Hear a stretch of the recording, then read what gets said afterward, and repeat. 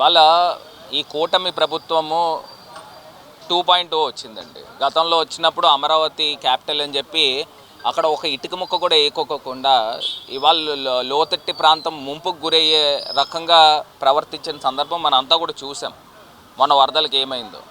ఇప్పుడు చంద్రబాబు నాయుడు గారు మరొక కొత్త డ్రామాకి తెరదీశాడు. నేను అడుగుతా ఉన్నా, మళ్ళీ వచ్చే ప్రభుత్వం కూడా మీరే అని చెప్పుకుంటున్నప్పుడు అక్కడ అమరావతి క్యాపిటల్ని మార్చేస్తారు అని చెప్పి ముసలి కన్నీరు ఎందుకు కారుస్తూ ఉన్నారని అడుగుతా ఉన్నా.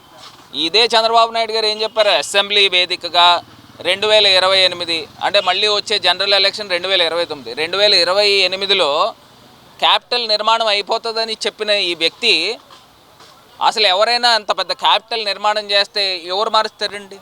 ఇప్పుడు క్యాపిటల్ నిర్మాణం 2028కి చేసేస్తానని చెప్తున్న వ్యక్తి చంద్రబాబు నాయుడు గారు కాదా అని అడుగుతా ఉన్నా. మరి 28కి నిర్మాణం చేస్తానన్నప్పుడు మళ్ళీ వచ్చే ప్రభుత్వము మార్చేస్తుందని ఈ అనుమానాలు ఎందుకు ప్రజల్లో క్రియేట్ చేస్తూ ఉన్నారు? ఇది కేవలం ఏంటంటే చంద్రబాబు నాయుడు గారు రాజకీయాలకి అమరావతి అనే ఒక అంశాన్ని వాడుకుంటున్నారు తప్పితే ఇంకొకటి కాదు. రెండో అంశం నేను ఇవాళ అడుగుతా ఉన్నా, ఆల్రెడీ మీరు 33,000 ఎకరాలు ఎక్వైర్ చేశారు, ల్యాండ్ పూలింగ్ చేశారు.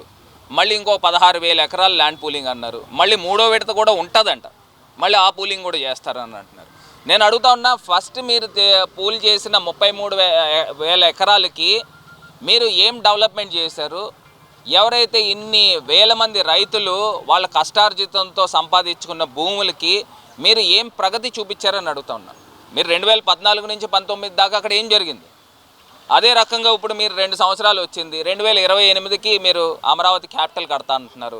నేను అడుగుతా ఉన్నా, చంద్రబాబు నాయుడు గారికి ఒకటే మాట సలహా ఇస్తా ఉన్నా, మీకు సంబంధించిన హెరిటేజ్ కంపెనీలు హెడ్ ఆఫీసులన్నీ అమరావతిలో తీసుకొచ్చి పెట్టండి. అప్పుడు మీరు ఒక దారి చూపించిన వాళ్ళు అవుతారు, అంటే నేను ఒక సెటన్ ఎగ్జాంపుల్ చేసిన వాళ్ళు అవుతారు. అదేవిధంగా పవన్ కళ్యాణ్ గారు కూడా ఆయన ఫ్యామిలీతో పాటు వచ్చి అమరావతిలో నివాసం ఉండండి. లోకేష్ గారు మీ ఫ్యామిలీతో వచ్చి ఇక్కడ నివాసం ఉండండి. అప్పుడు మీరు ఆంధ్రప్రదేశ్ రాష్ట్రానికి ఒక రోల్ మోడల్ అవుతారు. మీరేమో పొద్దున్న ఇక్కడ ఉంటున్నారు, రాత్రి పడుకోవడానికేమో హైదరాబాద్ వెళ్ళిపోతూ ఉన్నారు. అసలు మీరు అమరావతి పైన మీకు చిత్తశుద్ధే లేదు.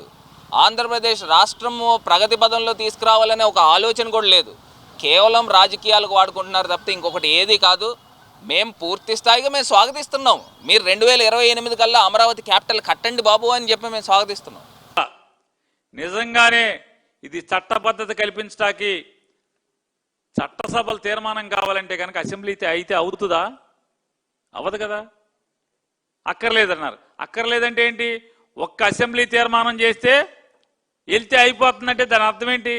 ఇది డ్రామా కంపెనీ అని కదా.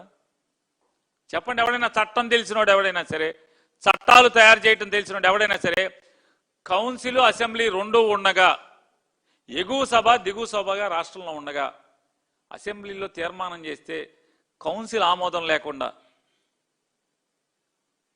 అది చట్టబద్ధత ఎలా అవుతుంది? అంటే ఏంటి? అసలు క్యాబినెట్లో పెట్టాకి టేబుల్ ఎజెండా కింద పెడదామని కేంద్రమే అనుకుంటే, కేంద్రం అనుకుంది కదా, దానికి అసలు మామూలుగా ప్రతిపాదనలు ఏమైనా తీర్మానాలు కావాలేంటి? తీర్మానాలు లేవు కదా, మొన్న కూడా లేదు కదా తీర్మానం. ఇప్పుడు ఒక అసెంబ్లీ చేస్తే తీర్మానం ఎట్లా అవుతుంది? చట్టబద్ధత ఎట్లా వస్తుంది? రాదు కదా. అంటే కేవలం ప్రజల్లో ఒక డ్రామా కోసం మీరేదో అమరావతికి పొడి చేస్తున్నామని చెప్పనేది ఇప్పుడున్న రైతుల కోసం కాదు, పొలాలు ఇచ్చిన రైతుల కోసం. పాపం అమాయకులైనటువంటి 29,000 చిల్లర మంది రైతులు ఎవరైతే 33,000 ఎకరాలు ఇచ్చారే వాళ్ళ కోసం కాదు ఈ డ్రామా అంతా. ఎర్రైటం కోసం రాబోయే నెక్స్ట్ మళ్ళీ ఒక 50,000 ఎకరాల పొలాలు కావాలంటున్నారు కదా, ఆ 50,000 ఎకరాల పొలాల కోసమే ఈ నాటకీయం తీర్మానం, ఈ షో చేయడం కోసమే ఈ తీర్మానం అనేది ప్రజలకు తెలియదు అనుకుంటున్నారా? లేదా అమరావతి నుంచి సత్తెనపల్లి లేపు ఈనాడు చంద్రబాబు నాయుడు గారు మాట్లాడారు, నాకు ఇది చాలా వాస్తుగా చాలా సెంటిమెంట్. పక్కన నది వెళ్తుంది తూర్పు వైపున, రాజధానికి పక్క నుంచి తూర్పు వైపు నది వెళ్తుంది, చాలా నాకు సెంటిమెంట్, ఇది వాస్తు అన్నారు. నేను అడుగుతున్నా, మీకు సెంటిమెంట్ వాస్తే అయితే ఉన్న అమరావతి రాజధానిగా మీరు ఎంచుకున్నటువంటి ప్రాంతానికి సౌత్ వెస్ట్ సైడు సత్తెనపల్లి వైపు వెళ్ళొచ్చా? పెరగచ్చా? వాస్తు ప్రకారం సత్తెనపల్లి వైపు మీరు పెట్టేటువంటి సెకండ్ ఫేజ్ భూమి పెరగచ్చా అని అడుగుతున్నాను. వాస్తు మీరు నాకు అసెంబ్లీలో మాట్లాడారు చంద్రబాబు నాయుడు గారు వాస్తు అని. వాస్తు ప్రకారం సెకండ్ ఫేజ్ వెళ్ళొచ్చా అని అడుగుతున్నాను. అటుపక్కకి సత్తెనపల్లి వైపు వెళ్ళొచ్చా? సౌత్ వెస్టా వెస్టా ఏమవుతుంది? అది పెరగచ్చా? ఎలా పెరుగుతావు? పెరగటానికి అవకాశం లేదు కదా. వెళ్తే అరిష్టం కదా. ఇది అదృష్టం అని చెప్పావు కదా. ఏది నది కృష్ణా నదికి పైనుంచి తూర్పు వైపు పారటం అనేది అదృష్టం వాస్తు అన్నావు కదా. మరి వెనక్కి వెళ్తాం ఏమవుతుంది? అరిష్టం కాదా? ఈ 29, 72, 39 ఉన్నటువంటి అసెంబ్లీ నియోజకవర్గాలు ఉన్నటువంటి మహానగరాలతో ఈ దుర్మార్గుడు పోల్చి వాళ్ళకి ఆశలు కల్పిస్తున్నాడంటే వాళ్ళనేమనాలి, ఈ 420 గారిని చంద్రబాబునేమనాలి. ఒక అసెంబ్లీ నియోజకవర్గంలో 5 మండలాలు ఉంటే ఒక మండలంలో ఉన్నటువంటి 29 గ్రామాలని ఢిల్లీతో పోలుస్తాడు, చెన్నైతో పోలుస్తాడు, బాంబేతో పోలుస్తాడు, హైదరాబాద్తో పోలుస్తాడు, బెంగళూరుతో పోలుస్తాడు. ఇంత దుర్మార్గమా? సుమారు 40 నియోజకవర్గాలు ఉన్నటువంటి పట్టణం ఎక్కడ? ఒక నియోజకవర్గంలో 5 మండలాలు ఉంటే ఒక మండలంలో ఉన్నటువంటి 29 గ్రామాలు ఉన్నటువంటి అమరావతి ఏంటి? అక్కడ 60 కోట్ల రేటు ఉంది ఎకరం, ఇక్కడ కూడా అయిపోద్దని చెబుతాడు. ఎన్ని వేల కోట్లు పెడితే, ఎన్ని లక్షల కోట్లు పెడితే అవుద్ది? ఎన్ని సంవత్సరాల నుంచి, ఎన్ని వందల సంవత్సరాల నుంచి ఈ 6 నగరాలను నిర్మిస్తున్నారు. హైదరాబాద్కి 400 సంవత్సరాల చరిత్ర ఉంది, బాంబేకి 400 సంవత్సరాల పైన చరిత్ర ఉంది, చెన్నై, కోల్కత్తా వీటన్నిటికి ఎన్ని వందల సంవత్సరాల చరిత్ర ఉంది. ఈడెవడండి 420 గాడు? నేను మొదలెట్టాను, జగన్మోహన్ రెడ్డి ఆపేశాడు, లేకపోతే ఈ పాటికి బొంబాయిని దాడుతూ ఉండేది, ఢిల్లీకి దగ్గరలో ఉండేది. ఈ సొల్లు కబుర్లేంటి, ఈ సొల్లు మాటలేంటి, ఈ బొంబాయి మాటలేంటి?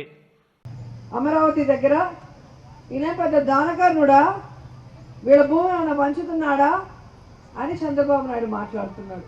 మరి మీ నాయన ఖర్జూరపు నాయుడుదా? పేద రైతుల దగ్గర నుంచి భూములు లాక్కొని సింగపూర్ వాడికి అప్పచెప్పి నువ్వు వాడి దగ్గర ముడుపులు లాక్కుంటే నువ్వు దానకర్ణుడుగా లేదా కుంభకోణాల కర్ణుడుగా అని నేను అడుగుతున్నా.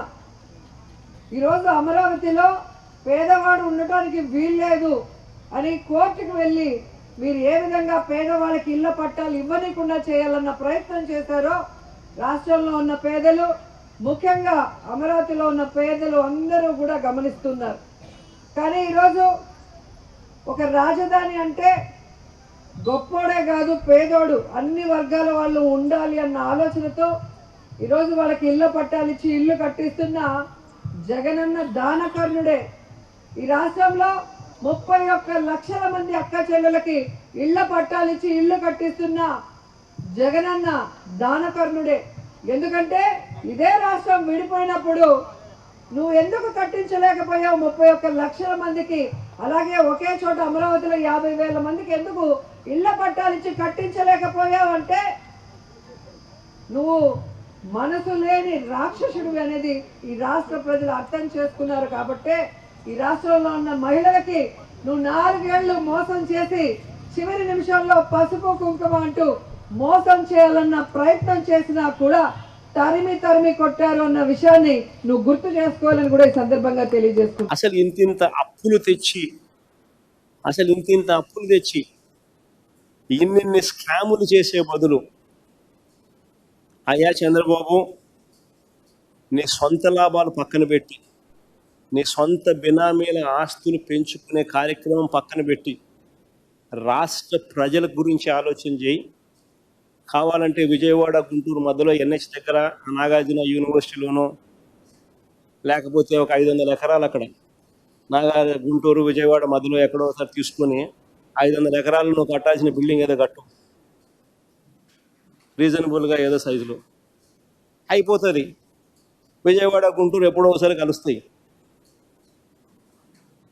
నువ్వు చేసే పనికి విజయవాడ గుంటూరులో రియల్ ఎస్టేట్ ఇప్పటికే డమాల్ అయిపోయినాయి. మా హయాంలో విజయవాడ నుంచి మచిలీపట్నం దాకా రియల్ ఎస్టేట్ రేట్లు పెరిగినాయి. Vijayawada to Penamaluru to Machilipatnam. మచిలీపట్నంలో పోర్టు కట్టాం, మెడికల్ కాలేజ్ కట్టాం. దానివల్ల మొత్తం 45 కిలోమీటర్లు విజయవాడ టు మచిలీపట్నం రేట్లు బ్రహ్మాండంగా పెరిగింది.